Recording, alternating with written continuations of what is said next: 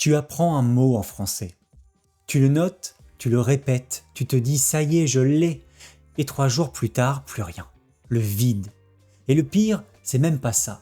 Le pire, c'est quand tu connais le mot. Tu sais que tu le connais, mais au moment de parler, il ne sort pas. Il reste coincé quelque part dans ta tête. C'est frustrant. Et je vais te dire pourquoi ça arrive. Mais surtout, je vais te donner exactement quoi faire pour que ça change. Et avant de commencer, et je ne sais pas si tu es au courant, mais je donne des cours collectifs de conversation. Le concept, il est super simple. Des cours d'1 heure avec moi en petit groupe sur Google Meet. Tu cliques sur un lien et c'est parti. Et surtout, pas de théorie, pas de cours où tu écoutes sans rien dire. Là, tu parles, c'est tout l'objectif. Et le groupe, il est limité à 6 personnes maximum. Pourquoi ? Parce que comme ça, tout le monde a le temps de parler. Il n'y a pas de spectateur. Et tu peux commencer comme tu veux.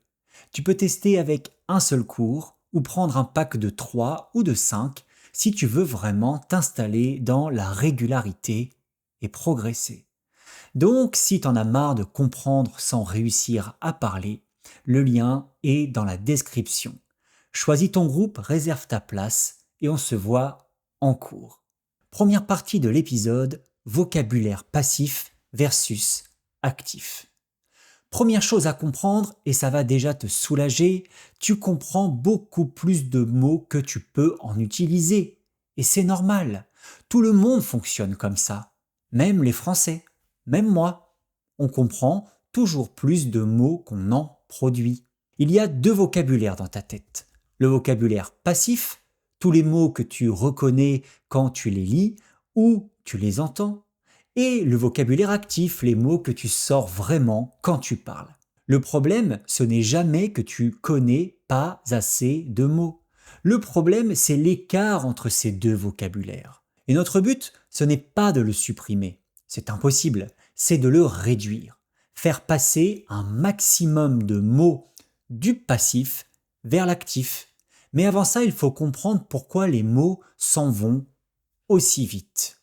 Il y a un chercheur, Ebbinghaus, qui a montré quelque chose d'assez brutal. Dès la seconde où tu apprends un mot, ton cerveau commence déjà à l'oublier. Ce n'est pas j'apprends le mot, je le garde pour toujours, c'est j'apprends le mot et le chrono se déclenche. Quelques heures, quelques jours et une bonne partie s'est envolée. C'est pour ça que réviser à fond la veille, ça ne marche pas sur le long terme.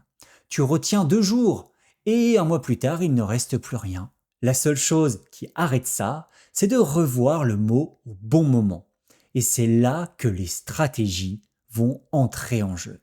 Première stratégie, ta banque de vocabulaire perso. Première erreur que je vois tout le temps, apprendre des listes de mots trouvés sur Internet. Les 500 mots les plus utiles en français. Tu les apprends, tu en utilises 3. Parce que ces mots, ils ne sont connectés à rien dans ta vie. À la place, pose-toi une question simple. De quoi tu parles, toi, dans ta vie ? Ton travail, tes passions, ce que tu fais le week-end, c'est ça ton vocabulaire. Si tu adores la cuisine, ton vocabulaire va tourner autour de la cuisine.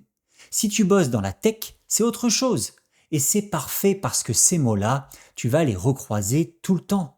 Dans les vidéos que tu regardes, les articles que tu lis, ils vont se répéter naturellement, sans effort. Stratégie numéro 2, les îlots thématiques. Deuxième stratégie, arrête d'apprendre des mots tout seul. Apprends-les par groupe. L'idée, c'est de regrouper les mots qui vont ensemble autour d'un même thème. Le restaurant, commander l'addition, le serveur, la carte, le pourboire. Une réunion de travail, un autre îlot. Comme ça, dans ta tête, les mots ne sont pas éparpillés au hasard. Ils sont rangés en petits îlots. Et quand tu en as besoin pour parler, tu n'actives pas un seul mot, tu actives tout l'îlot d'un coup. Petit truc au passage, tu connais ce moment où tu apprends un mot et d'un coup, tu le vois partout. C'est pas un hasard. Ton cerveau l'a marqué comme important. Donc maintenant, il le remarque. Plus tu crées ces connexions, plus ça se déclenche. Stratégie numéro 3, le sentence mining. Troisième stratégie, et c'est peut-être la plus importante, arrête d'apprendre des mots.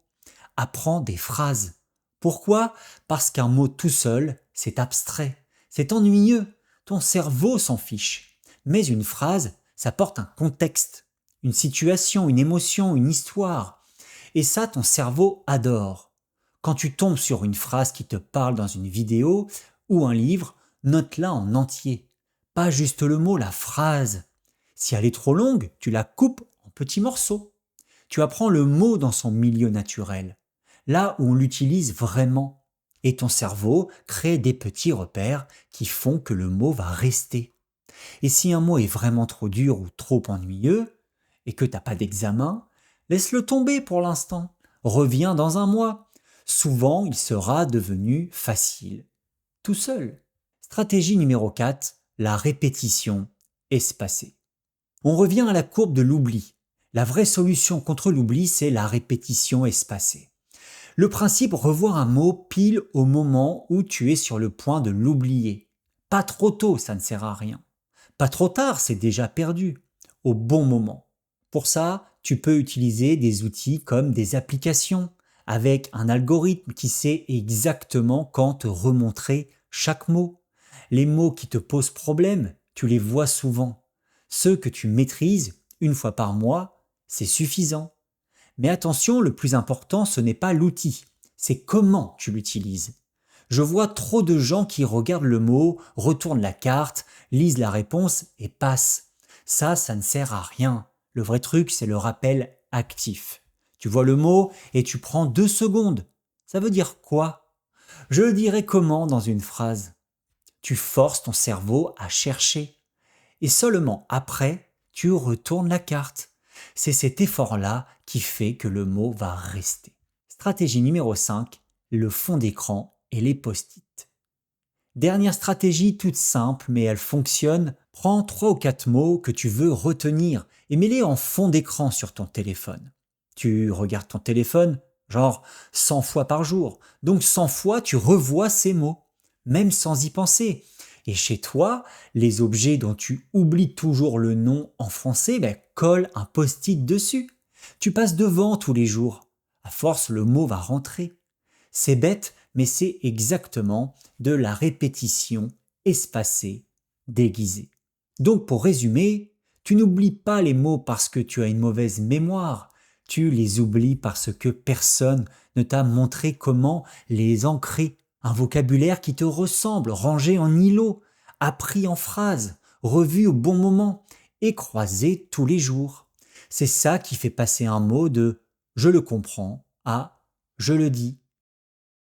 Si cet épisode t'a aidé, dis-le moi en commentaire. Ça me fait toujours plaisir de savoir ce qui vous parle. Et si tu veux aller plus loin, n'hésite pas à t'abonner, à activer la cloche pour ne pas rater les prochains épisodes. En attendant, je te souhaite bon courage pour ton apprentissage du français et on se retrouve très vite pour un prochain épisode. Bye bye.